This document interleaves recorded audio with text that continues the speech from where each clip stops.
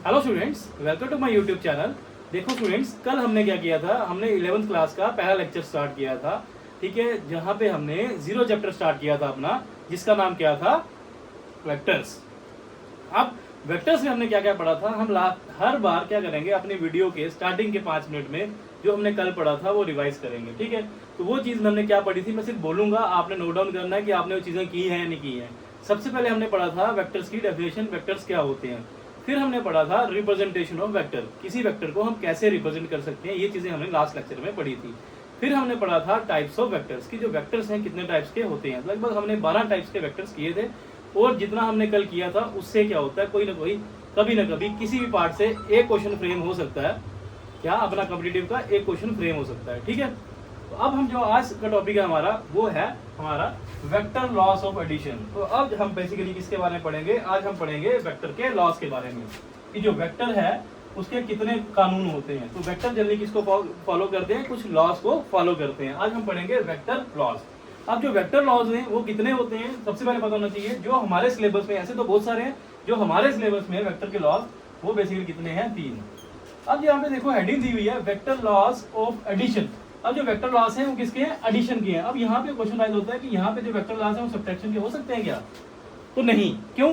क्योंकि सब्ट्रैक्शन खुद ही क्या किस्म की one of the form of the addition है। कैसे? देखो, अगर मैं लिख रहा हूँ a माइनस बी, ठीक है, तो ये क्या है, अभी आप बोलोगे ये तो सब्ट्रैक्शन हो रही है दो वेक्टर्स की। अगर वेक्टर है तो इसके ऊपर क्या होना चाहिए, एरो होनी चाहिए। ये आगे वेक्टर, तो हमने किया दो वेक्टर्स की क्या कर दी, सब्ट्रैक्शन कर दी। मैंने बोला सब्ट्रैक्शन खुद में क्या है, एक एडिशन है। कैसे?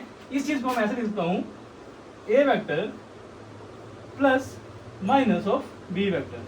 तो ये इन शॉर्ट ये क्या हुआ, ये क्या हुआ, दो वेक्टर्स की हमेशा क्या होती है, एडिशन ही होती है, तो सब्ट्रैक्शन कभी नहीं होती है।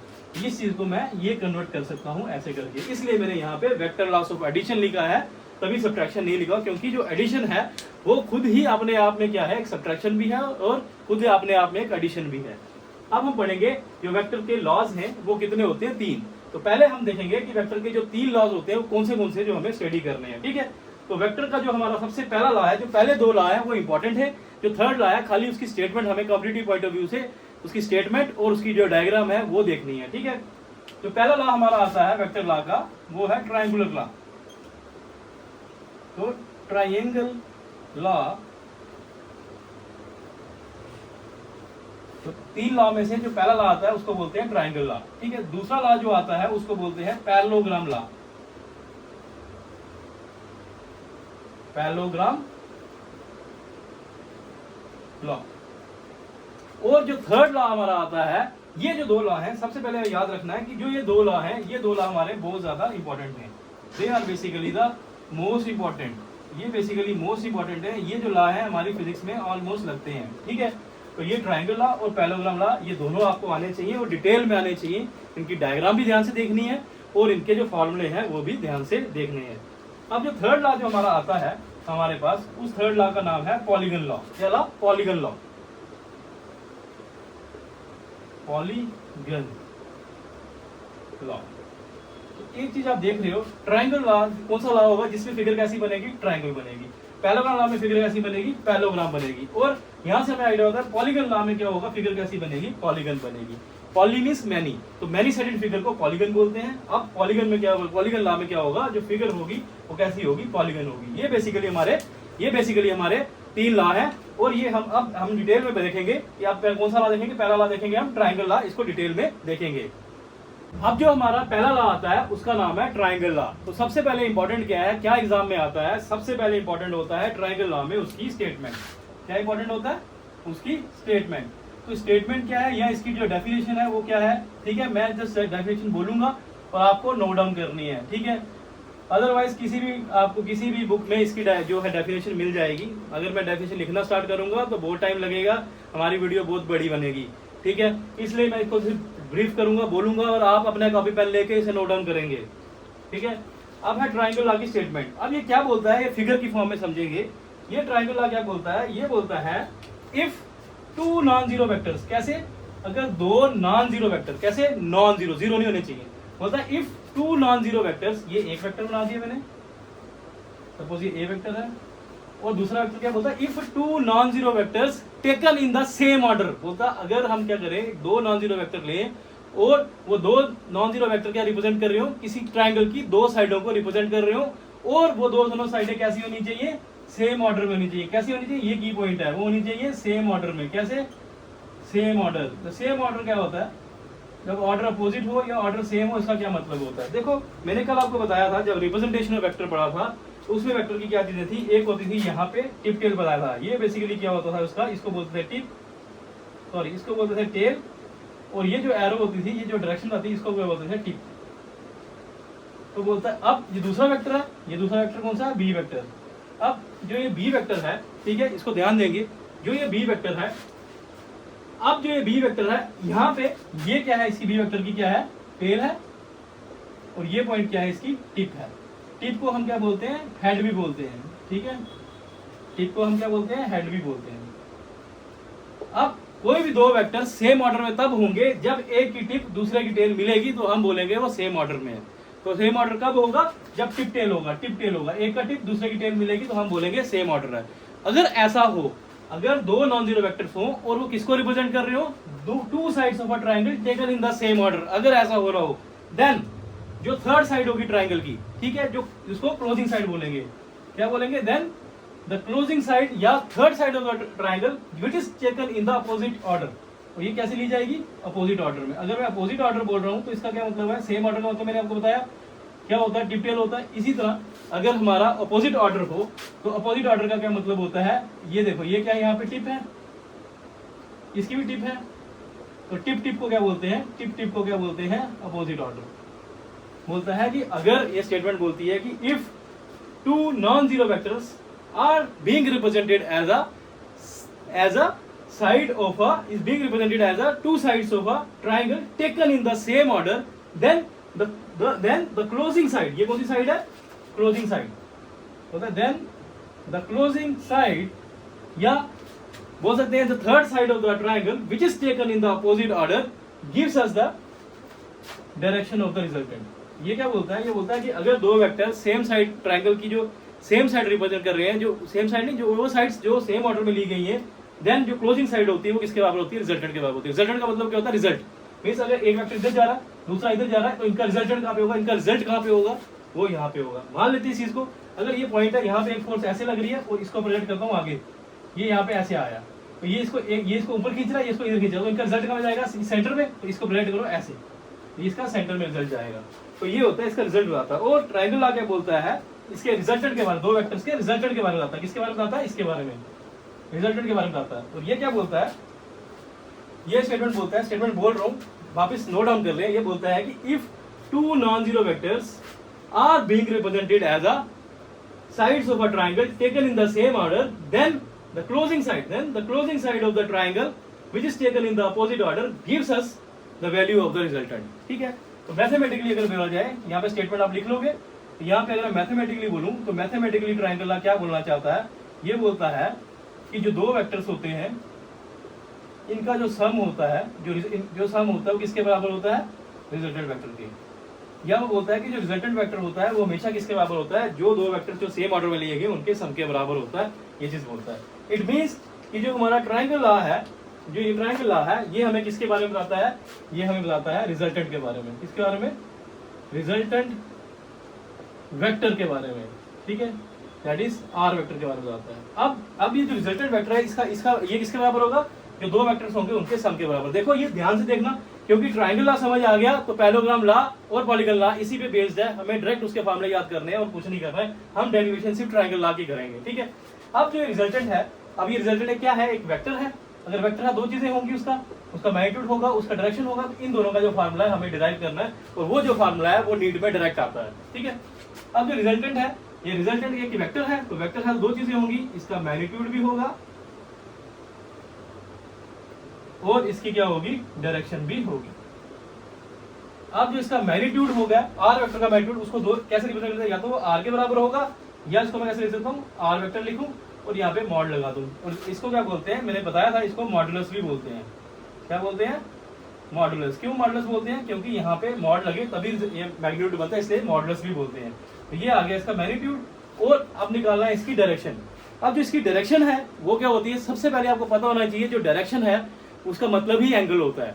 कोई चीज कितने एंगल पे है तो हम बोलते हैं जनरली डायरेक्शन के लिए क्या बोलते हैं, वो गाड़ी ना 20 मीटर ईस्ट है या 30 मीटर ईस्ट है या 30 डिग्री ईस्ट है, 40 डिग्री ईस्ट है, कितने डिग्री ईस्ट है, तो वो क्या होता है, एंगल होता है। तो याद रखना डायरेक्शन क्या होता है, तो डायरेक्शन के लिए हम क्या करेंगे, डायरेक्शन क्या होता है, ये होता है एंगल। इसको बड़ी क्लासों में डायरेक्शन को एक और नाम से जाना जाता है जिसको बेरिंग भी बोलते हैं। क्या बोलते हैं, बेरिंग। ये आप इंजीनियरिंग में पढ़ेंगे, जब आप सर्वे पढ़ेंगे वहां पे बताएंगे कि जो डायरेक्शन है इसको बेरिंग भी बोलते हैं। ठीक है, अब ये होता क्या है, एंगल होता है। अब जो डायरेक्शन है ये कौन सा एंगल होता है, ये वो एंगल होता है जो हमारा रिजल्टेंट कौन बनाता है, जो हमारा रिजल्टेंट मेड करता है, बनाता है किसके साथ, with the horizontal vector, with the horizontal vector. ये चीज लाइन आपको मैं आगे जाके समझाता हूँ। इस लाइन का हॉरिजॉन्टल वेक्टर का जो एंगल बनता है उसको क्या बोला जाता है, अल्फा। और वो अल्फा ही किसको क्या बोलता है, डायरेक्शन को रिप्रेजेंट करता है। ये था हमारा छोटा सा टॉपिक जिसमें हमने क्या पढ़ा, ट्रायंगल लॉ की जो स्टेटमेंट है उसके बारे में पढ़ा और उसका मैथमेटिकली फॉर्मूला पढ़ा। अब हम क्या पढ़ने जा रहे हैं कि जो वेक्टर है, रिजल्टेंट वेक्टर है, ये इसकी दो चीजें होती है, एक होता है इसका मैग्नीट्यूड, दूसरा होता है इसकी डायरेक्शन। अब इसका जो मैग्नीट्यूड होता है उसको आर बोलते हैं, आर का फॉर्मूला डिराइव करने जा रहे हैं, और जो एंगल डायरेक्शन अल्फा, अल्फा का फॉर्मूला डिराइव करने जा रहे हैं। ठीक है, अब हम देखते हैं आगे ये क्या है। तो अब हम पढ़ने जा रहे हैं डेरिवेशन की, इसकी ट्रायंगल लॉ की डेरिवेशन। अब जो डेरिवेशन है इसमें मैंने आपको बोला है हम क्या डिराइव करेंगे, हम डिराइव करेंगे रिजल्टेंट को। जो रिजल्टेंट है हमने पढ़ा ये क्या है, वेक्टर है, इसकी दो चीजें, एक इसका मैग्नीट्यूड है और इसका क्या होता है, डायरेक्शन होती है, क्योंकि ये वेक्टर है। हम जो पहली डेरिवेशन करने जा रहे हैं, मैं एक लाइन बनाने जा रहा हूँ, यहाँ पे मैं फोकस करूंगा किसको, डायरेक्शन को। यहाँ पे हम करेंगे डायरेक्शन निकालेंगे कि जो डायरेक्शन का फॉर्मूला है दो रिजल्टेंट का, डायरेक्शन और द रिजल्टेंट। जो रिजल्टेंट वेक्टर है उसकी जो डायरेक्शन है वो उसका फॉर्मूला क्या होता है वो डिराइव करेंगे यहाँ पे, और यहाँ पे हम किसको डिराइव करेंगे, यहाँ पे हम डिराइव करेंगे जो उसका मैग्नीट्यूड है, इसका मैग्नीट्यूड ऑफ रिजल्टेंट वेक्टर। जो हमारा रिजल्टेंट वेक्टर है इसके मैग्नीट्यूड का फॉर्मूला क्या है वो डिराइव करेंगे। ठीक है, अब मुझे पता है कि कोई भी वेक्टर है उसका जो मैग्नीट्यूड होता है उसका फॉर्मूला बच्चों को डायरेक्ट याद होता है, लेकिन वो डिराइव कैसे हुआ वो नहीं पता होता। उस चीज के लिए मैं फिर से एक डायग्राम बनाने जा रहा हूँ। ठीक है, मैंने भी डायग्राम क्या बनाई थी, वो ट्रायंगल बोलता था कि if two non zero vectors are being represented as the two sides of a triangle taken in the same order, then the closing side will represent the resultant. ये क्लोजिंग साइड है जो opposite order में लिए resultant है, तो मैं right करता हूँ, ये ओरिजिन है, ओ पॉइंट है, ये ए पॉइंट है, ये बी पॉइंट है। ठीक है, और बेसिकली और ये वेक्टर है, ये ए वेक्टर है, तो ये कौन सा वेक्टर है, बी वेक्टर है। ठीक है, अगर इसलिए डायग्राम है। ठीक है, ये डायग्राम आपने सबसे पहले बनानी है डेरिवेशन के लिए। ठीक है, देन आपने क्या करना है, आपने जो है बी पॉइंट से यहाँ पे रख के एक परपेंडिकुलर ड्रॉप करना नीचे की तरफ और यहाँ पे ज्वाइन कर देना है। तो ये जो बी से परपेंडिकुलर ड्रॉप करोगे, लेट आपने बोलना है drop a perpendicular B N on, और क्या करना आपने जो ओ ए है इसको आगे प्रोड्यूस कर देना, थोड़ा सा इसको आगे एक्सटेंड कर देना है, इस वेक्टर को आगे। ठीक है, इतना कर लिया। ठीक है, डन। अब देखो जो ये ए वेक्टर है इसको थोड़ा सा मैं आगे एक्सटेंड करूंगा तो ये ए वेक्टर बन जाएगा, ये बी वेक्टर बन जाएगा। ठीक है, और लेट करते हैं कि जो ये एंगल है, ये एंगल देखो, अगर ये ए है तो ये भी ए वेक्टर होगा, ए वेक्टर और बी वेक्टर के बीच में ये एंगल क्या हो जाएगा, थीटा। तो याद रखना थीटा बड़ा इंपॉर्टेंट है। थीटा क्या होता है, तो यहाँ पे याद रखना जो थीटा क्या है, थीटा है angle between two vectors, angle between two vectors, दो वेक्टर्स के बीच में एंगल है। कौन से वेक्टर के बीच में, बी वेक्टर के बीच में और ए वेक्टर। अगर ए वेक्टर को प्रोजेक्ट करूंगा यहाँ पे तो ये यहाँ पे ए वेक्टर आ जाएगा, ए वेक्टर और बी वेक्टर के बीच में एंगल कितना है, थीटा। तो याद रखना थीटा क्या है और अल्फा क्या है। अल्फा मैंने बताया था, अल्फा होता है डायरेक्शन, और ये क्या होता है, ये वो एंगल होता है जो हमारा रिजल्टेंट बनाता है हॉरिजॉन्टल वेक्टर के साथ। लेकिन थीटा क्या होता है, थीटा होता है दो वेक्टर्स के बीच में एंगल। ये बड़ा इंपॉर्टेंट है, बार बार फोकस कर रहा हूँ क्योंकि न्यूमेरिकल में बच्चे कंफ्यूज हो जाते हैं अल्फा और थीटा में। ठीक है, अब इतना क्लियर है। अब देखो यहाँ से आप परपेंडिकुलर ड्रॉप किया, ये एंगल कितना आ गया, 90 डिग्री का। ये जो ट्रायंगल बनेगा, ये पूरा ट्रायंगल यहाँ से ये क्या हो जाएगा, राइट एंगल ट्रायंगल हो जाएगा। अब हमें ये करना है, हमने जो ये वैल्यू है इसको निकालना है, इस वाली साइड को निकालना है और इसको इस वाली साइड को निकालना है, तो परपेंडिकुलर को निकालना है और जो हॉरिजॉन्टल है इसको निकालना है, तो हमारी जो डेरिवेशन है वो हमारी खत्म हो जाएगी। ठीक है, अब हम बेसिकली क्या करेंगे, हम लेंगे ट्रायंगल ए, ये वाला ये ट्रायंगल लेंगे, जो ये ट्रायंगल आपको दिख रहा है छोटा सा ट्रायंगल, हम लिखेंगे in right angle triangle A and B. जो ए एंड बी ट्रायंगल है इस ट्रायंगल में हम लेंगे, तो इस ट्रायंगल में हम क्या निकालेंगे, देखो यहाँ पे कौन सा कंपोनेंट है, ये वाला हॉरिजॉन्टल कंपोनेंट है, तो यहाँ पे हम निकालेंगे cos थीटा। तो निकालेंगे cos थीटा। तो cos थीटा का फॉर्मूला पता है आपको क्या होता है, इसको शॉर्टकट तरीका याद रखने का, पंडित बंडे प्रसाद बोले हरे हरे। ये जो होता है ये साइन थीटा होता है, ये कॉस थीटा होता है, ये टैन थीटा होता है। तो यहाँ से हमारा कॉस थीटा क्या होगा, B by H means base by hypotenuse. देखो ये फार्मूला आपको सबको पता आना चाहिए, ये 9th क्लास में सिखाया जाता है, ठीक है। तो ये फार्मूला आना चाहिए। तो यहाँ पे कॉस थीटा क्या आएगा, बेस बाई हाइपोटेन्यूज इस केस में, ठीक है। अब यहाँ पे इस ट्रायंगल में बेस कौन सा होता है, बेस वो होता है जहाँ पे दो हमारे एंगल बनते हैं, यहाँ इस पे यहाँ पे, तो ये यहाँ पे बेस क्या आ जाएगा, ए एन आ जाएगा, ठीक है।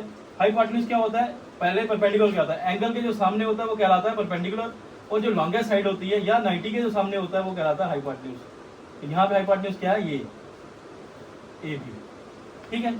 अब ए बी क्या है, हाइपोटेन्यूज। अब हमें देखो यहाँ से निकल जाएगा जो कॉस थीटा है वो किसके बराबर हो जाएगा, A N upon A B. A B किसके बराबर है, बी के बराबर। हम बी वेक्टर लिखेंगे, बी का मैग्नीट्यूड लिखेंगे, यहाँ से हमें निकल जाएगा ये ए एन निकल जाएगा। तो ए एन किसके बराबर आ जाएगा हमारा, ये आ जाएगा बी कॉस थीटा के बराबर। ये हम डायरेक्ट भी लिख सकते हैं, मैंने बाद में अब जब हम रेजोल्यूशन ऑफ वेक्टर पढ़ेंगे वहाँ भी बताएंगे कि ये जो हमें पहले से ही पता था कि जो ये नीचे वाला कंपोनेंट है इसको बी कॉस थीटा बोलते हैं, ठीक है। सिमिलरली अब मुझे ये वर्टिकल कंपोनेंट निकालना है, ठीक है। अब ये वर्टिकल कंपोनेंट निकालने के लिए क्या करूंगा, मैं साइन थीटा निकालूंगा। तो यहाँ से निकलूंगा मैं साइन थीटा, नाउ मैं लिखूंगा साइन थीटा। साइन थीटा किसके बराबर होता है, साइन थीटा यहाँ देखो पी बाई एच होता है, परपेंडिकुलर अपॉन हाइपोटेन्यूज होता है, और यहाँ पे इस ट्रायंगल परपेंडिकुलर क्या है, ये बी एन, और हाइपोटेन्यूज वापस इसके सामने बी है। तो यहाँ से निकल जाएगा कि जो बी एन है ये किसके बराबर आता है, ये आता है बी है, ये इधर मल्टीप्लाई होगा बी साइन थीटा के बराबर। तो यहाँ से हमारे दो चीजें निकल गई, ए एन किसके आया, बी कॉस थीटा के बराबर, और जो बी एन आया B sine theta. It means कि जो ए एन है इसकी वैल्यू कितनी है, ए एन की वैल्यू कितनी है, बी कॉस थीटा है, और ये जो परपेंडिकुलर है इसकी वैल्यू कितनी है, बी साइन थीटा। ये आपको चीजें याद रखनी है, ठीक है। जब अब हमें क्या करना है, हमें रिजल्टेंट का मैग्नीट्यूड निकालना है, आर भी निकालना है, खाली आर निकालना है। अब जो खाली आर निकालने के लिए मुझे करना पड़ेगा, मुझे पूरी ट्रायंगल लेनी पड़ेगी। कौन सी ट्रायंगल, ये ट्रायंगल ओ एन बी, ठीक है। तो यहाँ पे ये राइट एंगल ट्रायंगल है, तो यहाँ पे देखो अभी मैं यहाँ पे कट कर रहा हूँ, ये डायरेक्शन अगले पेज में करते हैं, ठीक है। अब यहाँ पे हम करेंगे कि यहाँ पे हम निकालेंगे क्या, अब हम ट्रायंगल लेंगे ये पूरा वाला ट्रायंगल। अब लिखेंगे इन राइट एंगल ट्रायंगल कौन सी, O N B, O N B, ठीक है। अब यही ट्रायंगल क्यों ली, क्योंकि मुझे क्या निकालना है, मुझे मैग्नीट्यूड निकालना है, और आर का मैग्नीट्यूड क्या होता है मैंने बताया, आर वेक्टर क्या होता है, आर होता है। तो मुझे आर निकालना है, तो आर तो इसी ट्रायंगल में आ रहा है ना हमारा, ये आर निकालेंगे। अब यहाँ से क्या करेंगे, राइट एंगल ट्रायंगल में हम क्या करेंगे, पीजीटी लगाएंगे, अप्लाई क्या करेंगे, पाइथागोरस थ्योरम। पीजीटी का मतलब होता है पाइथागोरस थ्योरम, और पाइथागोरस थ्योरम क्या बोलती है कि जो हाइपोटेन्यूज स्क्वायर होता है वो किसके बराबर होता है, base square plus perpendicular square, यही बोलती है, ठीक है। अब इस ट्रायंगल में ओ एन बी में हाइपोटेन्यूज क्या है, ये 90 है, 90 के सामने हाइपोटेन्यूज को लॉन्गेस्ट साइड ऑफ हाइपोटेन्यूज बोलते हैं, तो आर है। तो आर के यहाँ पे क्या आ जाएगा, हाइपोटेन्यूज स्क्वायर क्या आ जाएगा हमारा यहाँ पे, R square is equal to base. इस ट्रायंगल में बेस क्या है, ये ओ एन, तो क्या है ओ एन का स्क्वायर प्लस परपेंडिकुलर क्या है, बी एन, मुझे पता है बी एन स्क्वायर। अब जो ओ एन है ये किसके बराबर है, ओ ए प्लस ए एन, यहाँ पे लिख देंगे ओ ए प्लस ए एन, इसके होल स्क्वायर के बराबर है, प्लस जो हमारा बी एन है, जो ये बी एन है, ये मुझे पता है इसकी वैल्यू क्या, बी साइन थीटा वैल्यू आई है इसकी, तो यहाँ पे लिख देंगे B square sine square theta, clear. अब जो मुझे पता है जो आर स्क्वायर हो जाएगा ये किसके बराबर हो जाएगा, ओ ए, ओ से लेके ए का वैल्यू क्या है, ए है। अब जो ए है ना इसकी वैल्यू कितनी है, बी कॉस थीटा, यहाँ लिख देंगे बी कॉस ऑफ थीटा का होल स्क्वायर, ये क्या आ जाएगा यहाँ पे, B square sine square theta, ठीक है। अब सबको पता है कि a प्लस बी की जो आइडेंटिटी होती है, a प्लस बी का होल स्क्वायर, ये वो बनी है, वो क्या होती है, वो होती है a स्क्वायर प्लस बी का square plus 2ab cos theta, ये फॉर्मूला पता सबको, ठीक है। और ये यहाँ पे ऐड हो जाएगा सिंपल सा b square sine square theta, ठीक है। अब मेरी बात ध्यान से देखें, ये देखें ये भी b स्क्वायर है, ये b स्क्वायर है, इसको इधर ले आएंगे, इन दोनों को लास्ट में ले जाएंगे, तो यहाँ पे क्या आ जाएगा, a स्क्वायर प्लस ये बी स्क्वायर कॉमन आ जाएगा, तो यहाँ पे साइन स्क्वायर निकाल लेंगे, ये sign square theta plus cos square theta plus ये यहीं पे रहेगा 2ab कॉस ऑफ थीटा, ठीक है। अब हमें पता है एक आइडेंटिटी कि जो sign square theta plus cos square theta है वो किसके बराबर होता है, 1 के बराबर होता है। यहाँ पे 1 आ जाएगा, तो यहाँ से निकलेगा जो आर स्क्वायर किसका निकलेगा, ए स्क्वायर प्लस बी स्क्वायर, ये सारा 1 हो गया, plus 2ab cos of theta, ये आर से चल, लेकिन हमें तो निकालना आर है, तो यहाँ से क्लियर हो जाएगा कि जो आर है दैट इज जो रिजल्टेंट का मैग्नीट्यूड है उसका फार्मूला फाइनल क्या आ गया, जो आर ये यहाँ से इधर जाएगा रूट में कन्वर्ट हो जाएगा। इसका फार्मूला आ जाता है आपको A square plus B square plus 2ab cos of theta. ये हमारा है रिजल्टेंट के magnitude. This is the magnitude of the resultant. ये क्या है, मैग्नीट्यूड है किसका, रिजल्टेंट वेक्टर का। तो एक रिजल्टेंट वेक्टर है, उस रिजल्टेंट वेक्टर का जो मैग्नीट्यूड है उसका फार्मूला ये होता है। इट मींस जब कोई दो वेक्टर किसी ट्रायंगल की सेम ऑर्डर में लिए जाएं तो जो उनका रिजल्टेंट उनका रिजल्ट होता है उसका जो मैग्नीट्यूड होता है वो किसके बराबर होता है, जो दो वेक्टर्स हैं, जो पहला वेक्टर है उसके मैग्नीट्यूड किसके, उसका मैग्नीट्यूड याद रखना मैग्नीट्यूड, उसके मैग्नीट्यूड किसके बराबर, दूसरे वेक्टर के मैग्नीट्यूड किसके बराबर, और plus twice of the magnitude of A into B into cos of the angle between them, cos of the theta. तो यहाँ पे याद रखना कि थीटा क्या होता है, थीटा होता है क्या है, एंगल किसके बीच में, एंगल बिटवीन टू वेक्टर्स, दो वेक्टर्स के बीच में एंगल होता है। ये इंपॉर्टेंट है। इट मींस कि जो रिजल्टेंट है वो किस पे डिपेंड करता है, एंगल पे डिपेंड करता है। इसलिए जो एंगल है दो वेक्टर्स के बीच में वो बड़ा इंपॉर्टेंट है। ठीक है, तो एंगल कौन सा, ये एंगल, ठीक है, ये बड़ा इंपॉर्टेंट है। ठीक है, ये था हमारा मैग्नीट्यूड डन। अब जो हमारा आ रहा है, जो सेकंड डेरिवेशन हमने करनी थी ट्रायंगल लॉ में, वो है डायरेक्शन। हमें किसी जो रिजल्टेंट वेक्टर है उसकी मुझे क्या बतानी है, डायरेक्शन बतानी है, कि उसका डायरेक्शन का फार्मूला डिराइव करना है कि वो डायरेक्शन कितनी होती है। ठीक है, तो मुझे अभी बताया कि डायरेक्शन होता है वो क्या होता है, एक एंगल होता है, और वो एंगल कौन सा होता है, अल्फा। और अल्फा क्या होता है, ये एंगल होता है किसके बीच में, रिजल्टेंट वेक्टर के बीच में, और जो हॉरिजॉन्टल वेक्टर है जैसे ए वेक्टर था पिछली डायग्राम में उसके बीच में। हम डायग्राम फिर से बनाने जा रहे हैं। तो मैंने डायग्राम बनाई, ये ए वेक्टर था, ये हमारा बी वेक्टर था। ठीक है, क्लियर था, ये ए वेक्टर था, ये हमारा बी वेक्टर था, ये ओ पॉइंट था, ये ए पॉइंट था। ठीक है, अब पॉइंट चेंज हो जाएगा तो घबराना नहीं। तो ये थी क्लोजिंग साइड थी जो रिप्रेजेंट करती थी रिजल्टेंट को। ठीक है, क्लियर। अब मैंने आपको बताया यहाँ पे, फिर हमने पीछे क्या किया था, यहाँ से परपेंडिकुलर ड्रॉप किया था। ठीक है, और यहाँ पे आगे किया था, यहाँ पे ए एंड परपेंडिकुलर ड्रॉप किया था, ये एंगल 90 का आया था हमारा। और जब मैंने इसको आगे प्रोजेक्ट किया था, ये एंगल बीच में दो वेक्टर्स के बीच में एंगल थीटा आया था। क्लियर, इतना क्लियर है। अब मैंने बोला आपको कि जो डायरेक्शन होती है रिजल्टेंट वेक्टर की उसको किसी नोट करते हैं अल्फा। और जो अल्फा होता है ये क्या होता है, ये होता है एंगल। क्या होता है, एंगल, लेकिन किसके बीच में, थीटा एंगल होता है दो वेक्टर्स के बीच में। इसी तरह जो अल्फा होता है ये एंगल होता है बिटवीन द रिजल्टेंट वेक्टर, जो हमारा रिजल्टेंट वेक्टर होता है उसके बीच में, और जो हमारा हॉरिजॉन्टल वेक्टर होता है उसके बीच में। ठीक है, तो ये आ गया रिजल्टेंट वेक्टर। ठीक है, और ये आ गया हमारा ए वेक्टर हॉरिजॉन्टल वेक्टर। तो इन दोनों के बीच में जो एंगल होगा उसको बोलेंगे अल्फा।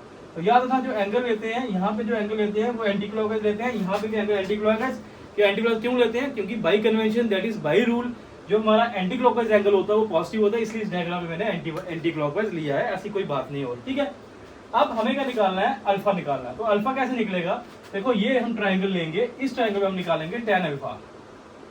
तो ये tan अल्फा होता है वो बेसिक किसका होता है, देखो tan थीटा क्या होता है, मैंने बताया था, पंडित बड़े प्रसाद बोले हरे हरे। ये आता है tan थीटा, क्या b by p by b that is perpendicular upon base. अब इस ट्रायंगल में, अब देखो कौन सी triangle, in right angle triangle, कौन सी, OBN, OBN। इसमें tan थीटा क्या होगा, परपेंडिकुलर बेस। परपेंडिकुलर क्या होगा, ये एंगल है, एंगल के सामने वाला परपेंडिकुलर दैट इज जो BN है, ये क्या हो जाएगा हमारा, परपेंडिकुलर हो जाएगा। ठीक है, अपॉन बेस, बेस क्या आएगा, ये पूरा बेस, अकेला बेस, ये कितना होगा, ओ बेस क्या हो जाएगा, OA, ये OA प्लस AN, ये हमारा क्या आ जाएगा, tan अल्फा। अब मुझे पता है कि जो BN है, ये मुझे पता है, ये जो वर्टिकल कंपोनेंट है ये किसके बराबर आता है, डिराइव किया था b sin थीटा के बराबर, और ये जो हॉरिजॉन्टल कंपोनेंट है ये आता है b cos थीटा के बराबर। ठीक है, ये आपको डायरेक्ट याद रखना है कि जो वर्टिकल कंपोनेंट होता है वो b sin थीटा होता है, और जो हॉरिजॉन्टल कंपोनेंट होता है b cos। ये रेजोल्यूशन में पढ़ेंगे हम, जब हम रेजोल्यूशन ऑफ वेक्टर्स पढ़ेंगे तो वहां पे दो कंपोनेंट होते हैं किसी वेक्टर के, एक cos कंपोनेंट, एक sin। तो ये cos कंपोनेंट है, ये sin कंपोनेंट है। cos कंपोनेंट को हॉरिजॉन्टल भी बोलते हैं। ठीक है, अब यहाँ से हम निकालेंगे bn। तो ये b से लेके n किसके बराबर है, b sin थीटा के बराबर, b sin थीटा आ गया यहाँ पे। और जो OA है, OA किसके बराबर है, a के बराबर, प्लस AN, AN किसके बराबर होता है, b cos थीटा के बराबर होता है, b cos थीटा। तो ये बेसिकली फार्मूला आ गया किसका, tan अल्फा का। लेकिन जो डायरेक्शन होती है वो एंगल होता है, ना कि tan अल्फा होता है, वो खाली अल्फा होता है। तो यहाँ से अल्फा निकलेगा हमारा, अल्फा किसके बराबर होता है, वो होता है tan इनवर्स। जब tan इधर से इधर जाएगा तो ये उल्टा हो जाएगा, इनवर्स हो जाएगा, मीन 1/tan बन जाएगा। tan inverse b sin theta upon a plus b cos of theta. तो ये जो फार्मूला होता है, ये फार्मूला बनता है हमारा इसका ये है डायरेक्शन का फॉर्मूला। तो किसकी डायरेक्शन है? Direction of the resultant vector, जो डायरेक्शन है किसकी? आर वेक्टर का। आर वेक्टर की जो डायरेक्शन है उसका फॉर्मूला क्या होता है? tan inverse b sin theta upon a plus b cos theta. तो यहाँ पे आपको याद रखना है a और b क्या है? मैग्नीट्यूड है किसी वेक्टर्स के। इनको मैं अलग से बताऊंगा कि मैग्नीट्यूड कैसे निकालने होते हैं, ठीक है, अकेला कैसे निकालना वो अलग से पढ़ेंगे। फिलहाल आप ये क्या करो, आपने जो ये पहला फार्मूला था वो ये फार्मूला क्या कर लेना है आपने? लर्न कर लेना है, ठीक है। इसकी ट्रिक भी बताऊंगा कैसे लर्न करने हैं। और यहाँ पे थीटा क्या होता है याद रखना, cos थीटा में थीटा क्या है? ये एंगल है किसके बीच में? दो वेक्टर्स के बीच में, ठीक है।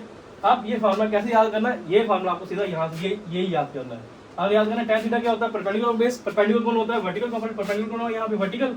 तो लिखना आपने वर्टिकल कंपोनेंट याद करना, तो आपको डायरेक्ट पता है b sin थीटा होता है, डायरेक्ट याद हो गया, ठीक है। फिर नीचे लिखना क्या आपने? बेस। बेस क्या था? हॉरिजॉन्टल होता है, तो यहाँ पे नीचे हॉरिजॉन्टल कंपोनेंट आएगा। बस आपको याद क्या करना है? b cos थीटा हो गया हॉरिजॉन्टल कंपोनेंट, बस उसके बाद a ऐड कर देना, तो आपका फार्मूला डायरेक्ट याद हो जाएगा, ठीक है। तो ये फार्मूला बड़ा इंपॉर्टेंट है, ये फार्मूला आपको याद करना है, ठीक है। अब हम करेंगे अपना नेक्स्ट जो हमारा सेकंड लॉ है, दैट इज पैरेललोग्राम लॉ। अब जो हमारा सेकंड लॉ आता है वो है पैरेललोग्राम लॉ। अब पैरेललोग्राम लॉ में क्या होगा? जैसे ट्रायंगल लॉ में ट्रायंगल की डायग्राम बनी थी, इसी तरह पैरेललोग्राम लॉ में भी क्या बनेगी? ट्रायंगल की डायग्राम बनेगी। जैसे ट्रायंगल लॉ हमें रिजल्टेंट वेक्टर के बारे में बताता है, इसी तरह जो पैरेललोग्राम लॉ है ये भी हमें किसके बारे में बताता है? रिजल्टेंट वेक्टर के बारे में बताता है। किसके बारे में? रिजल्टेंट वेक्टर के बारे में। इसकी डेरिवेशन नहीं करेंगे, ठीक है इसके डायरेक्ट फॉर्मूले फ्रेम करेंगे हम, वो क्या होते हैं।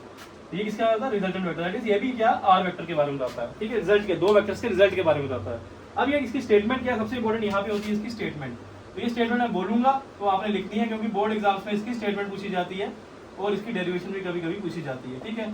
और मैंने आपको पहले ही बताया था ये जो क्लास होगी टोटली एंट्रेंस बेस्ड क्लास होगी, टोटली नीट बेस्ड क्लास होगी ये, ठीक है। या एनडीए या नीट बोलो, कुछ भी बोलो, जेई मेंस भी बोल सकते हो इसको आप। जो एडवांस लेवल का है उसके क्वेश्चन प्रैक्टिस करेंगे, डोंट वरी, लेकिन उसमें टाइम लगेगा। अब जो पैरेललोग्राम लाया किसके बारे में बताता है? हमें रिजल्टेंट वेक्टर के बारे में बताता है, ठीक है। तो इसकी स्टेटमेंट क्या बोलते हैं? डायग्राम से समझते हैं। पैरेललोग्राम ला क्या बोलता है? ये बोलता है if two non zero vectors, वापस नॉन जीरो, जीरो नहीं होने चाहिए, बोलता है if two non zero vectors are being represented as a two sides of a parallelogram, बोलता है if two non zero vectors are being represented as two adjacent sides. कैसी? Adjacent sides. Adjacent side कौन सी होती है? ये जिनका common point होता है। बोलता है if two non zero vectors are being represented as adjacent sides of a parallelogram. अगर दो वेक्टर्स इस तरह है कि वो एक एडजेसेंट साइड, ये वेक्टर ये दूसरा बी वेक्टर, तो ये कैसे हैं? अगर ये पैरेललोग्राम की दो एडजेसेंट साइड को रिप्रेजेंट कर रहे हैं। और एडजेसेंट साइड कौन सी साइड होती है? एडजेसेंट साइड्स वो साइड्स होती हैं जिनमें क्या होता है? कॉमन पॉइंट, स्टार्टिंग पॉइंट होता है, कॉमन स्टार्टिंग या एंडिंग पॉइंट होता है, ठीक है। इन शॉर्ट हम बोलते हैं जिसमें कॉमन पॉइंट होता है, ठीक है। जैसे मैं बोलता हूँ कि मेरा एडजेसेंट घर है, इसका जो मेरा दोस्त है उसका घर मेरे साथ एडजेसेंट है।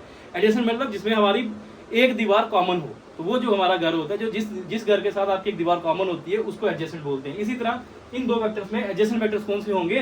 जिनका जो इनिशियल पॉइंट, स्टार्टिंग पॉइंट है या जो एंडिंग पॉइंट जहाँ पे वो होगा सेम। अब मैं एक डायग्राम बना रहा हूँ, देखना ऐसा क्वेश्चन भी फ्रेम हो सकता है। ये देखना, ये एक डायग्राम है, ऐसे बन रही है और ये ऐसे बन रही है। अब मुझे बताओ ये दो अगर मैं साइड्स बना रहा हूँ, ये एडजेसेंट है या नहीं है? देखो इसको मैं करूंगा, इस साइड को मैं थोड़ा सा आगे प्रोजेक्ट करता हूँ, प्रोजेक्शन करता हूँ मैं इसको, प्रोजेक्शन में इसको प्लॉटिंग करता हूँ, इसको मैं आगे ले गया यहाँ पे, ठीक है। यहाँ पे आ गया, इसको उठा के मैं इधर ले आया, बन गया एडजेसेंट साइड, कॉमन पॉइंट आ गया, स्टार्टिंग पॉइंट। तो याद रखना यहाँ पे कॉमन स्टार्टिंग पॉइंट हो या एंडिंग पॉइंट हो, उन्हीं को एडजेसेंट बोलते हैं। तो ये एंडिंग की एग्जांपल थी, यहाँ पे दोनों एंड हो रहे हैं कॉमन पॉइंट के ऊपर, तो ये क्या हो गया? Adjacent side. एडजेसेंट साइड वो साइड होती है जहाँ पे कुछ कॉमन पॉइंट हो, ठीक है। क्लियर हो गया एडजेसेंट साइड क्या होती है? अब होता है कि अगर दो vector non zero vector represent कर रहे हैं पैरेललोग्राम की एडजेसेंट साइड्स को, देन उस केस में जो डायगोनल होता है पैरेललोग्राम का, देखो ये पैरेललोग्राम है, ये पैरेललोग्राम कैसे? अगर मैं इसको ऐसे आगे प्लॉट करूं तो ये ऐसे डायग्राम बनेगी, अगर इसको मैं आगे लेके जाऊं ऐसे तो ये ऐसे डायग्राम बनेगी, ये बन गया पैरेललोग्राम। अब बोलता है कि अगर मैं अगर दो वेक्टर्स ऐसे रिप्रेजेंट कर रहे हैं नॉन जीरो वेक्टर्स, इसकी साइड्स को जो क्या है एडजेसेंट है, देन वो बोलता है कि जो डायगोनल होता है ये बीच वाला, देन वो बोलता है कि जो डायगोनल है पैरेललोग्राम का ये, वो किसको रिप्रेजेंट करता है? वो रिप्रेजेंट करता है रिजल्टेंट वेक्टर को। तो इस केस में क्या बोलता है? जो डायगोनल है वो किसको रिप्रेजेंट करता है?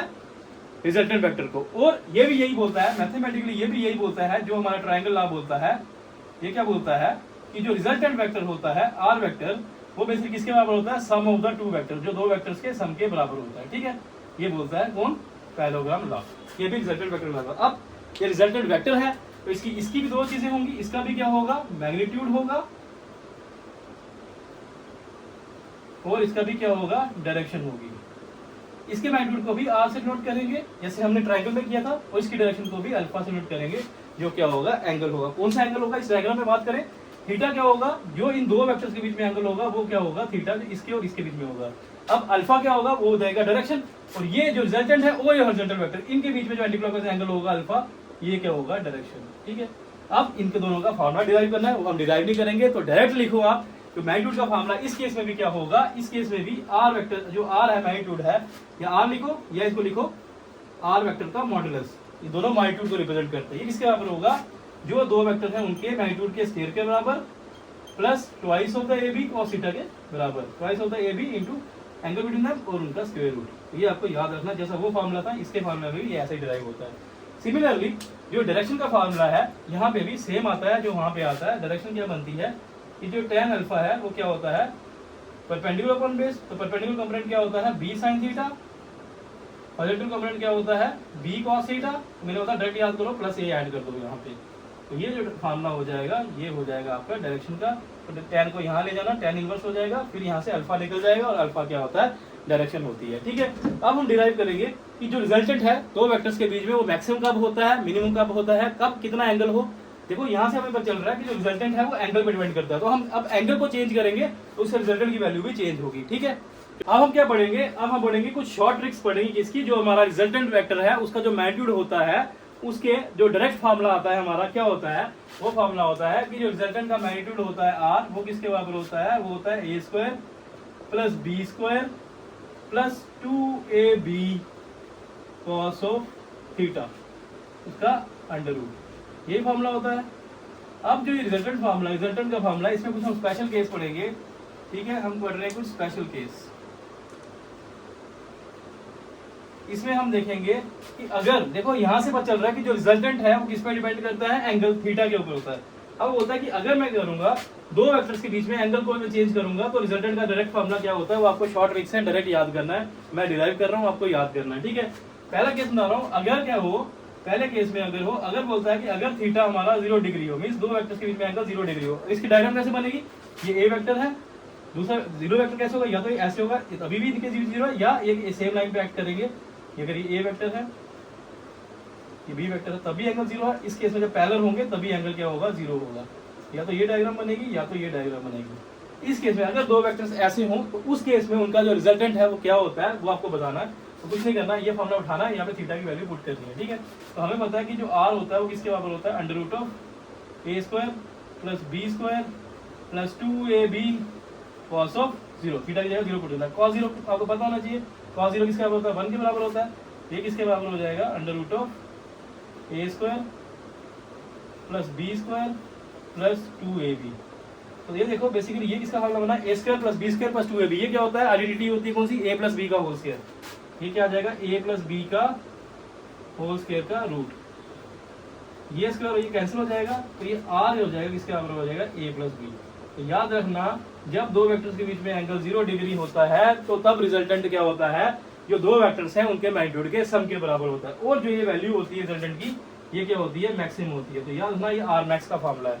तो जब इतना याद रखना ऑब्जेक्टिव में आएगा कि दो वेक्टर्स के बीच में जो रिजल्टेंट मैक्सिमम कब होगा और वो कितना होगा, तो कब होगा ये, तब मैक्सिमम तब होगा जब थीटा कितना होगा, 0, या जब दो वेक्टर्स क्या होंगे आपस में पैरेलल होंगे तब ये मैक्सिमम होगा। उसकी वैल्यू कितनी होगी, जो ए वेक्टर और बी वेक्टर उनको दोनों के मैग्नीट्यूड, जो उनका मैग्नीट्यूड है उसको ऐड कर देंगे तो हो जाएगा आर मैक्स की वैल्यू।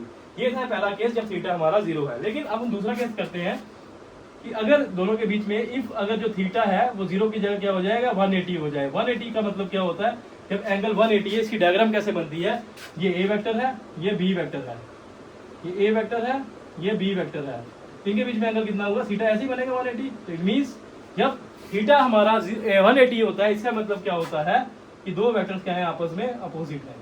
ठीक है, तो उनकी डायरेक्शन कैसी है, अपोजिट डायरेक्शन। तो याद रखना जब सेम डायरेक्शन हो, जो थीटा 0 का मतलब होता है सेम डायरेक्शन। इट मींस कि जब डायरेक्शन सेम होती है तो मैक्सिमम हमें रिजल्टेंट की वैल्यू मिलती है, और इसका उल्टा होता है जब अपोजिट। अपोजिट में क्या होगा, मिनिमम मिलेगी। ठीक है, कैसे देखते हैं।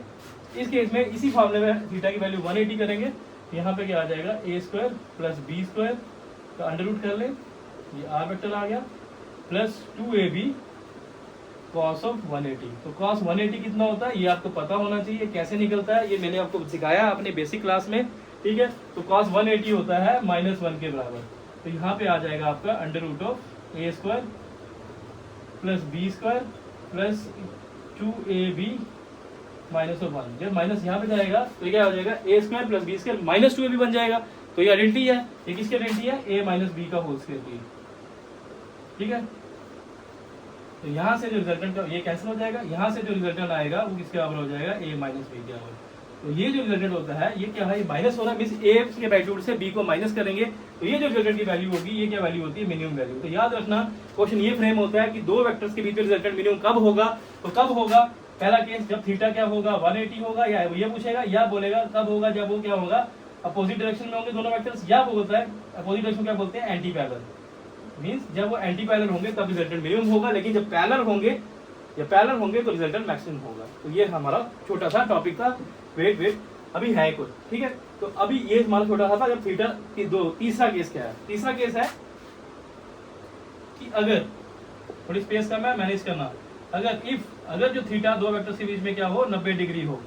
90 डिग्री का मतलब है कि दोनों वेक्टर्स क्या है, परपेंडिकुलर हैं। 90 डिग्री का मतलब होता है परपेंडिकुलर, मींस ए वेक्टर ऐसे है तो दूसरा वेक्टर ऐसे है, इनके बीच में एंगल कितना होगा 90 डिग्री हो। इस केस में आपको याद करना है ये ए वेक्टर आ गया, ये बी वेक्टर है। इस केस में जब थीटा 90 होता है दो वेक्टर्स के बीच में, तब यहाँ आपको बोला जाए if two vectors are mutually perpendicular to each other then what is the value of the resultant. उस केस में जो रिजल्टेंट है क्या वैल्यू होगी, कुछ नहीं करना है, इस फॉर्मूले में थीटा को 90 पुट कर देना। तो ये क्या आ जाएगा आपका √a² plus b² plus 2ab cos of 90। आपको पता होना चाहिए cos 90, cos 0 1 होता है और जो cos 90 होता है वो किसके बराबर होता है, 0 के बराबर होता है। यहाँ आप 0 करेंगे पूरी रकम 0 हो जाएगी। तो क्या बचेगा यहाँ पे, ये बचेगा r² equals to √a² plus b²। तो ये फार्मूला डायरेक्ट है रिजल्टेंट का, लेकिन कब, जब उनके बीच में एंगल 90 है। तो ये तीनों फार्मूले आपको लर्न करें, एक ये फार्मूला, एक ये फार्मूला और एक ये फार्मूला, एक आर मैक्सिमम का एक आर मिनिमम का। और आपको बताना है कि जब दो वेक्टर्स परपेंडिकुलर हो तो उस दौरान रिजल्टेंट क्या होता है, उनका जो मैग्नीट्यूड है उनके स्क्वायर के √√ के बराबर होता है। ये तीनों आपके टिप्स में होने चाहिए, इसी के ऊपर आपको क्या मिलेगा, क्वेश्चन मिल जाएंगे जो नीट में प्रीवियस केस में आए हुए, ठीक है। अब जो हमारा थर्ड लॉ आता है, तीन ही लॉ मैंने बताए थे, तीसरे लॉ का नाम है पॉलीगन लॉ। अब जो पॉलीगन वर्ड है इसका मतलब होता है मैनी साइडेड फिगर, ठीक है। अब ये पॉलीगन लॉ क्या बोलता है, इसकी जो स्टेटमेंट है वो इंपॉर्टेंट है, क्योंकि कभी कभी इसकी स्टेटमेंट से ही क्वेश्चन फ्रेम हो जाता है। इसकी कोई डेरिवेशन नहीं है, कोई इसका रिजल्टेंट का फार्मूला नहीं है, कोई इसमें क्या है डायरेक्शन का फार्मूला नहीं है, बस इसकी स्टेटमेंट इंपॉर्टेंट है और इसकी डायग्राम इंपॉर्टेंट है, ठीक है। और ये लीस्ट इंपॉर्टेंट है, कम्पिटिटिव पॉइंट है वैसे, तो इसको आपने सिर्फ खाली इसकी स्टेटमेंट को ध्यान देना है। ये क्या बोलता है, ये बोलता है पॉलीगन लॉ बोलता है कि if a large number of the non zero vectors are being represented as n-1 sides of a polygon, बोलता है अगर large number of n- side, अगर एक लार्ज नंबर ऑफ वेक्टर्स हैं वो क्या रिप्रेजेंट कर रहे हैं, पॉलीगन की n-1 साइड्स को रिप्रेजेंट कर रहे हैं। n होता है टोटल नंबर ऑफ साइड्स, अब मतलब एक साइड कम कर देनी है, मींस अगर वो रिप्रेजेंट कर रहे हैं n-1 मींस पूरी साइडों को नहीं, एक साइड को छोड़ के अगर सारे वेक्टर्स पॉलीगन की उन साइड्स को रिप्रेजेंट कर रहे हैं, देन वो क्या बोलता है, उसको डायग्राम बनाते हैं, बोलता है कि if large number of non-zero vectors are being represented as n-1 sides of a, ऐसे कौन सी साइड, n-1 साइड्स कौन रिप्रेजेंट कर रहा है, पॉलीगन की तीन साइड को कौन रिप्रेजेंट कर रहा है, जो वेक्टर्स हैं वो अगर रिप्रेजेंट कर रहे हैं। जैसे ये ए वेक्टर है, लेकिन वो सारे क्या होने चाहिए, सेम ऑर्डर में होने चाहिए। क्या होने चाहिए, सेम ऑर्डर में। तो सेम ऑर्डर मैंने बताया था वो क्या होता है, टिप टेल होता है, टिप टेल होता है,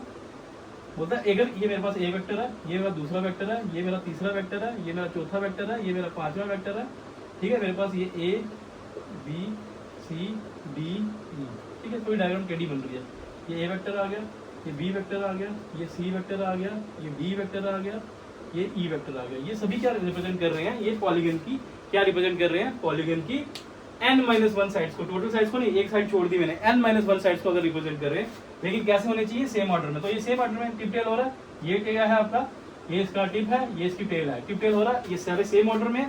देन वो क्या बोलता है, देन जो रिजल्टेंट होता है वो कौन होता है, कौन सी साइड में आती है, बोलता है then the closing side of the, ये जो क्लोजिंग साइड है किसकी, पॉलीगन की, लेकिन कौन, देखो अपोजिट डायरेक्शन में, किस डायरेक्शन में, देखो ये सारे ऐसे से जा रहे हैं, ये अपोजिट। तो देन वो बोलता है कि जो उसकी क्लोजिंग साइड होती है, क्लोजिंग साइड, या इसको बोल सकते हैं ये n-1 साइड से टोटल मिला के ये nth साइड होगी, लास्ट साइड होगी ना, nth साइड, होता है कि देन द क्लोजिंग साइड और nth side of the polygon will give us the resultant. तो जो nth साइड है जो किसमें ली जाती है, taken in the opposite order, जो अपोजिट ऑर्डर में ली गई है। ये ऑर्डर अपोजिट है ना, देखो अपोजिट ऑर्डर कब आता है, जब हमारा क्या होता है, टिप टिप होता है, टिप टिप होता है, टिप और टिप ज्वाइन करती है। देखो ये टिप है, इसकी टिप, इसकी टिप, दोनों ज्वाइन कर रहे हैं, तो ये अपोजिट ऑर्डर में हुआ। ये जो साइड होती है किसको रिप्रेजेंट करती है, रिजल्टेंट को। तो इस डायग्राम के मुताबिक, इस लॉ के मुताबिक ये भी किसके बारे में बताता है हमें, ये रिजल्टेंट वेक्टर के बारे में ही बताता है। ये भी किसके बारे में बताता है, रिजल्टेंट वेक्टर के बारे में बताता है। और ये बोलता है मैथमेटिकली क्या होता है, मैथमेटिकली ये बोलता है कि जो रिजल्टेंट होता है पॉलीगन में जो बहुत सारे वेक्टर्स हैं, उनका जो रिजल्टेंट होता है वो किसके बराबर होता है, जो इंडिविजुअल वेक्टर्स हैं उनके सम के बराबर। A vector plus B vector plus C vector plus D vector plus E vector, तो ये रिजल्टेंट भी इनके साइड होता है। तो बस यहाँ पे याद रखना है कि ये पॉलीगन केस में जो रिजल्टेंट वेक्टर होता है वो कौन रिप्रेजेंट करता है, जो nth साइड या जो क्लोजिंग साइड होती है, जो अपोजिट डायरेक्शन में ली होती है, उसको रिप्रेजेंट करता है। ठीक है, ये था हमारा पॉलीगन लॉ। अब जो हमारा आज का लास्ट टॉपिक है जिसका नाम है टिप्स एंड ट्रिक्स। तो इसमें बेसिकली क्या करेंगे, इस टिप्स एंड ट्रिक्स में मैं आपको 3 पॉइंट्स के बारे में बताऊंगा, 3 टिप्स और ट्रिक्स के बारे में बताऊंगा। तो ये तीनों क्या है, अपने आप में एक ऑब्जेक्टिव है। ठीक है, तो पहला पॉइंट जो होता है वो क्या बोलता है, ये बोलता है पहले पॉइंट के मुताबिक वो बोलता है कि अगर आपके पास क्या है, 2 अनइक्वल वेक्टर्स हैं, क्या 2 अनइक्वल वेक्टर्स हैं। कैसे वेक्टर्स, जो आपस में अनइक्वल हैं, इक्वल नहीं है। तो पहला पॉइंट बोलता है कि जो 2 अनइक्वल वेक्टर्स हैं उनका जो रिजल्टेंट है उसके बारे में बताता है कि उसका जो रिजल्टेंट है वो बताओ 0 हो सकता है या नहीं हो सकता। तो याद रखना कि 2 अनइक्वल वेक्टर्स का जो रिजल्टेंट है can never be 0, can never be 0। तो याद रखना जो 2 नॉन जीरो वेक्टर्स होते हैं, जो सॉरी 2 अनइक्वल वेक्टर्स, उनका रिजल्टेंट कभी भी 0 के बराबर नहीं हो सकता। लेकिन अगर यहाँ पे लिखा होता अनइक्वल की जगह यहाँ पे लिखा होता है कि इक्वल वेक्टर्स, तो याद रखना अगर इक्वल वेक्टर्स होता तो उनका जो रिजल्टेंट है वो 0 के बराबर हो भी सकता है और नहीं भी हो सकता। तो जनरली याद रखना अगर 0 के बराबर कब होगा, जब अपोजिट डायरेक्शन में होगा। अगर ये इक्वल इधर जा रहा है, दूसरा इधर जा रहा है, जितना यहाँ से इस पॉइंट पे इधर खींच रहा है, इतना खींचा, तो इसका रिजल्टेंट कितना होता है, 0। तो याद रखना अगर वेक्टर्स इक्वल होंगे तो उसका रिजल्टेंट 0 हो सकता है, लेकिन अगर 2 वेक्टर्स क्या होंगे, अनइक्वल होंगे। कैसे होंगे, ये कोई इंपॉर्टेंट पॉइंट है, ऑब्जेक्टिव है ये। अगर 2 वेक्टर्स क्या होंगे, अनइक्वल होंगे, अगर उनसे आपसे क्वेश्चन पूछे बताओ उनका रिजल्टेंट कैसा होगा, तो याद रखना उनका रिजल्टेंट नेवर बी 0, कभी भी 0 नहीं होगा। ये पहला पॉइंट है। कैसे नहीं होगा, मैंने आपको बता दिया। अगर अनइक्वल है, देखो एक यहाँ पे 7 फोर्स 7 न्यूटन से खींच रहा है और यहाँ पे अगर 5 है, तो ये अनइक्वल हो गए, तो ये कभी 0 हो सकते हैं नहीं। 7 इधर से खींच रहा है, 5 इधर से, रिजल्ट कहाँ जाएगा, यहाँ पे ज्यादा फोर्स लग रही है, तो रिजल्टेंट इधर होगा, तो रिजल्टेंट इधर होगा, तो वो 0 नहीं होगा। तो अनइक्वल का कभी रिजल्टेंट 0 नहीं होता, पहली बात। ठीक है, दूसरा पॉइंट है, अगर हमारे पास 3 कोप्लानर वेक्टर्स है। कैसे, कोप्लानर वेक्टर्स, मैंने कल बताया था, कल की वीडियो में, कोप्लानर वेक्टर्स कौन से होते हैं। को होता है सेम और प्लानर होता है प्लेन। प्लेन का मतलब क्या होता है, 2 dimension, 2D, that is XY। तो बोलता है कि अगर हमारे पास 3 कोप्लानर वेक्टर्स हैं, 3 ऐसे वेक्टर्स जो क्या आते हैं सेम प्लेन में लाई कर रहे हैं। देखो ये प्लेन बना दो, प्लेन क्या होता है, 2 dimension, that is XY axis, XY axis. अब इसमें क्या है, 3 कोप्लानर ऐसे वेक्टर जो सेम प्लेन लाई करते हैं। तो एक वेक्टर में मान दो ऐसे है, दूसरा ऐसे है। ठीक है, और इनका अब 2 वेक्टर से मैंने बताया, 2 वेक्टर और इनका रिजल्ट कहाँ पे होगा, सेंटर में होगा इनके, ऐसे। और तीसरा जो कोप्लानर वेक्टर है वो सेम प्लेन है, तीसरा यहाँ पे है। अब देखो इनका रिजल्टेंट 0 हो सकता है, नहीं हो सकता। देखो अगर इसको भूल जाओ तीसरे वेक्टर को, इन दोनों का जो रिजल्टेंट होगा वो यहाँ पे जाएगा। अगर सपोज करते हैं इनका रिजल्टेंट है 5 न्यूटन, ठीक है, और जो तीसरा कोप्लानर ये आया, तीसरा कोप्लानर अगर ये भी क्या हुआ, 5 हुआ, तो इसका रिजल्टेंट क्या हो जाएगा, 0। तो याद रखना 3 कोप्लानर वेक्टर्स का जो रिजल्टेंट है वो 0 भी हो सकता है और 0 नहीं भी हो सकता। ये याद रखना, हम श्योर नहीं है। तो कभी कभी अगर ये जो इनका रिजल्टेंट है, ये अगर ये 5 हुआ और ये तीसरा वेक्टर भी 5 हुआ, तो रिजल्टेंट 0 हो जाएगा, तो ये कंडीशन सेटिस्फाई हो जाएगी। लेकिन अगर ये इसका रिजल्टेंट कितना होगा, 6 निकला, ये 5 निकला, तो ये 0 नहीं होगा। तो याद रखना दोनों केस एस्टैब्लिश होते हैं। अगर 3 कोप्लानर वेक्टर्स हैं, मींस कोप्लानर इंपॉर्टेंट है, उनका जो रिजल्टेंट है वो 0 भी हो सकता है और 0 नहीं भी हो सकता है। ये पॉइंट याद रखना। ये पॉइंट कैसा लिखेंगे, लिखेंगे the resultant of the 3 coplanar vectors can be 0 और cannot be 0, both cases are valid। ठीक है, थर्ड पॉइंट जो इंपॉर्टेंट पॉइंट है हमारा, वो बोलता है कि अगर आपके पास क्या है, 3 नॉन कोप्लानर वेक्टर्स हैं, कोप्लानर नहीं है, नॉन कोप्लानर मींस वो सेम प्लेन में लाइन नहीं कर रहे हैं। जो 2 वेक्टर्स हैं, कहीं एक प्लेन में है और तीसरा वेक्टर किसी तीसरे प्लेन में, z एक्सिस में है। 3 कोप्लानर वेक्टर्स। अब अगर पूछता है कि बताओ जो 3 कोप्लानर वेक्टर्स हैं, इनका जो रिजल्टेंट है वो 0 हो सकता है, तो याद रखना अगर नॉन कोप्लानर हुए तो उनका resultant can never be zero, can never be zero, वो कभी भी जीरो नहीं हो सकता। इस चीज को हम कैसे समझेंगे, याद रखना उनके रिजल्टेंट पे कर रहा है, वो रिजल्टेंट क्या है, नेवर, नेवर जीरो, वो कभी भी जीरो नहीं होगा। क्यों? अगर 3 नॉन कोप्लानर, नॉन कोप्लानर में सेम प्लेन नहीं करते। सपोज करते हैं 2 वेक्टर्स हैं, वो ये x है, ये y है, एक वेक्टर यहाँ पे, एक वेक्टर यहाँ पे है, ठीक है, ये x, इसका रिजल्ट यहाँ पे कहीं भी होगा। अब जो तीसरा वेक्टर है वो z एक्सिस पे लाई कर रहा है, इस जगह लाई कर रहा है, तो देखो इसका रिजल्ट इधर दो एक्सिस x y में है, इसका z एक्सिस में, तो रिजल्ट होगा जीरो? नहीं होगा। तो याद रखना 3 नॉन जब नॉन लिखा हो ना तो रिजल्टेंट क्या होगा, नेवर होगा, नेवर जीरो होगा। लेकिन अगर कोप्लानर लिखा हुआ तो जीरो हो भी सकता है, नहीं भी हो सकता। 2 पॉइंट क्लियर हो गए। तीसरा है अगर 2 वेक्टर अनइक्वल होंगे, मींस बराबर नहीं होंगे, तो याद रखना रिजल्टेंट कभी भी जीरो नहीं है। लेकिन अगर इक्वल हुए तो उसका रिजल्ट जीरो हो भी सकता है, और जीरो नहीं भी हो सकता। दोनों केस एस्टैब्लिश करते हैं। ये था हमारा आज का लेक्चर। ये लेक्चर बहुत इंपॉर्टेंट था। यहाँ पे हमने बेस बनाया है, और बेसिकली कल के लेक्चर और आज के लेक्चर को डाल के अब आप किसी भी बुक से बहुत सारे नॉर्मल क्वेश्चन है वो कर सकते हैं। तो हम अगर नेक्स्ट लेक्चर में जितना आज तक पढ़ा है इसके हम कुछ क्वेश्चन प्रैक्टिस करेंगे, कुछ फंडामेंटल बेसिक क्वेश्चंस जो बेस फाउंडेशन की तरह एक्ट करते हैं, ठीक है। उसके बाद हम अपने नेक्स्ट लेक्चर पढ़ेंगे जो हमारा है सब्ट्रैक्शन ऑफ वेक्टर्स। वो हम क्या करेंगे 2 दिन बाद या 1 दिन के बाद ही पढ़ेंगे। उससे पहले हम क्या करेंगे, कुछ प्रीवियस ईयर्स में जो क्वेश्चन आए हुए हैं, जो अभी तक हमने 2 लेक्चर पढ़े हैं, उसके क्वेश्चन प्रैक्टिस करेंगे, ठीक है। Thanks for watching our video.